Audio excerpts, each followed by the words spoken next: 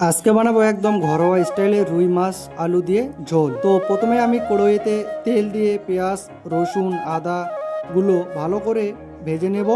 তারপর টমেটো কুচি দিয়ে দেব, স্বাদ মতো লবণ দেব, পরিমাণ মতো হলুদ, পরিমাণ মতো জিরা, পরিমাণ মতো ঝালের গুঁড়া, পরিমাণ মতো শুকনো লঙ্কা বেটে দেব। এইদিকে আমি আলুগুলি কেটে কুচি কুচি করে পরিষ্কার করে রেখেছিলাম, সেগুলি আমি কড়াইয়ের মধ্যে ঢেলে দিলাম।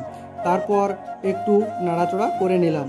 আলু টমেটোগুলি একটু ভালো করে সেদ্ধ করে নিতে হবে, আমি সেগুলি ভালো করে সেদ্ধ করে নিলাম। এইদিকে আমি রুই মাছগুলো পরিষ্কার করে লবণ হলুদ দিয়ে ম্যারিনেট করে রাখছিলাম। তো প্রথমে কড়াইয়ের মধ্যে তেল দিয়ে মাছগুলো একে একে সব ভেজে নিব ভালো করে।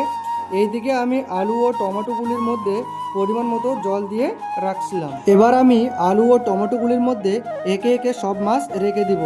রেখে দেওয়ার পর কড়াইয়ের মধ্যে ঢাকনা দিয়ে কিছুক্ষণের জন্য রেখে দিতে হবে।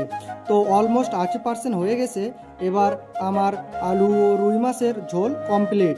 তো ভিডিওটি ভালো লাগলে চ্যানেলটা সাবস্ক্রাইব করে দিবেন।